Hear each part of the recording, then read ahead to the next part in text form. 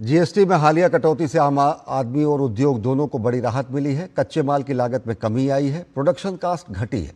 Medical और छोटे उद्योगों को भी इसका सीधा फायदा मिल रहा है। इंश्योरेंस पर टैक्स घटने से आम लोगों की बचत और बीमा लेने की रुचि दोनों बढ़ी है। विशेषज्ञों का कहना है कि सरकार का ये फैसला आत्मनिर्भर भारत की दिशा में मजबूत कदम है।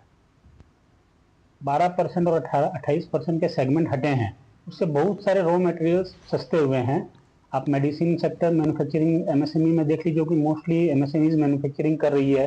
उसके बाद छोटे छोटे जो उद्योग हैं, जिनको कि आज हैंडीक्राफ्ट से लेकर आप जो हाउसहोल्ड आइटम्स जो एक्सपोर्ट कर रहा है इंडिया आज के दिन में, मेक इन इंडिया के अंतर्गत, वो सभी सेक्टर्स पे बहुत बड़ा इम्पैक्ट आने वाला है।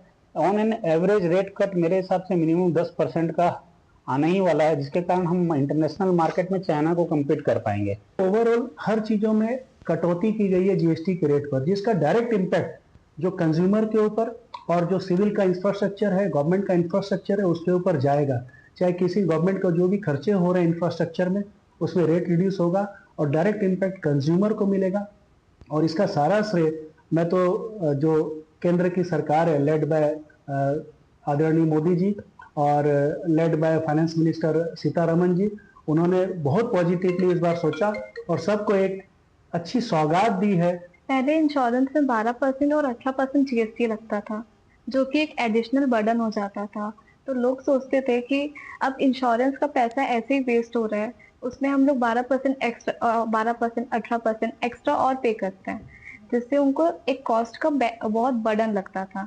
अभी वो कॉस्ट कम हो गया है, जिससे उनका बेनिफिट भी होता है। इंश्योरेंस सेक्टर में लोग इंश्योरेंस को करने के लिए भी आगे इनिशिएटिव लेते हैं और इससे ये भी बेनिफिट हुआ है कि उनका सेविंग्स बढ़ रहा है।